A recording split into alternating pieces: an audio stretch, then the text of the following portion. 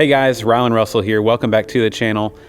I've told you in the past about a few of the different items that we use to get automated camera movement in our live streams, whether that's a dolly slider or our cable cam over on the wall. But today I want to show you one more little piece of equipment that we've been using and had a lot of success with. It's called the PD Movie Live Air 2, and we use it for looping automated zooms on one of our cameras. So let's dive into it. Well, if you're anything like we are, you have lots of cameras placed around your room, and some of those may be static cameras, and it's a shot you just don't go to very often because it's kind of boring, right? But it's a safe shot. So we've got this shot right here in our corner that we've placed on this speaker stand. It is a Panasonic G7 with a 35-100 lens. Let me go on this side so I can actually see it in the light, And we've attached this little contraption called the PD Live Air motorized zoom unit that you can see there.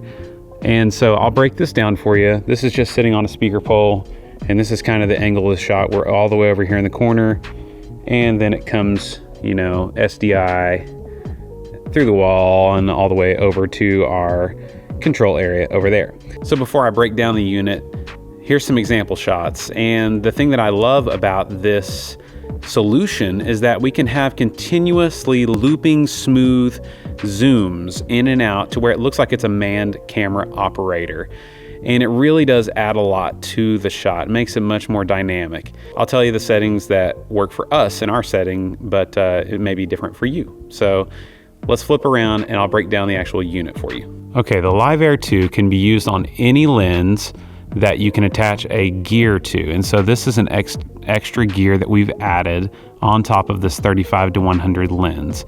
And then that sits on this little camera pole that attaches into your hot shoe. And I've just got that mounted on top of the cage right there. It is battery powered, which is one thing that I absolutely love about this unit.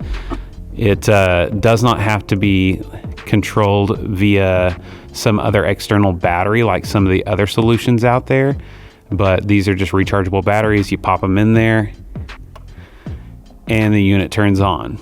It comes with this little controller that you can mount onto a tripod that has just a zoom lever that you can use, but we do not use that. And then let me show you how we achieve the looping function on this Live Air 2.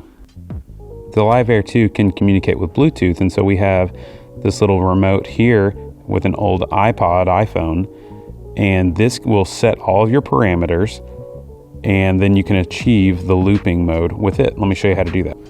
What I usually do is this auto button right here. You just hold that down.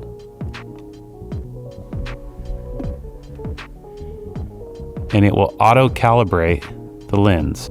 Usually what I would have you do is zoom all the way in with your app to the closest point and set your focus point then. Then you come in here and you set your A and B points for where you want your zoom to stop. A and B. And then you set how much time you want it to take to zoom between those 2 points. You hold down that 20 seconds. And now you'll see we have a looping slow zoom that goes back and forth. Kind of ramps down as it gets to that end of the zoom, and then it will stop and ramp back. If you're thinking about doing this, here's some things we've learned about the lens selection. This lens that we're using is a Panasonic 35-100, and the reason that it works okay for us, even though it's not a parfocal lens, is we have it stopped down to about f/5.6 on a micro four thirds sensor, so a lot of it is in focus. But the other part that is really important is you need to see the distance between each focal length is about even as the barrel turns. And so on a lot of lenses, I realize it's not always even. So like between 12 and 35, those might be a shorter turn to get between those. So the zoom ends up changing speeds even though it's twisting at the same rate, if that makes sense. So if you want to be really sure that your zoom stuff is great, get something like the DZO film lenses. They're a little more expensive, but they're parfocal. and then you can leave things pretty much wide open at 2.8 or 2.5. And so this solution is working okay for us. There are times where it goes out of focus randomly, and then it'll kind of come back in. And so it's not perfect, but for an unmanned camera position to have this dynamic movement to it, our guys use this angle all the time. A lot of times we'll come back during the sermon and just set it on a tight shot and leave it then. But yeah, so I hope this helps. If you have questions about this, just ask in the comments. I will leave links in the description to where I bought these. They have versions with the cage and without a cage. So just get whatever you need. And like and subscribe, guys. I've got some cool stuff in the works. And yeah, I appreciate y'all. So remember, we can do a lot of great things. Let's do it all for the right reasons. See ya.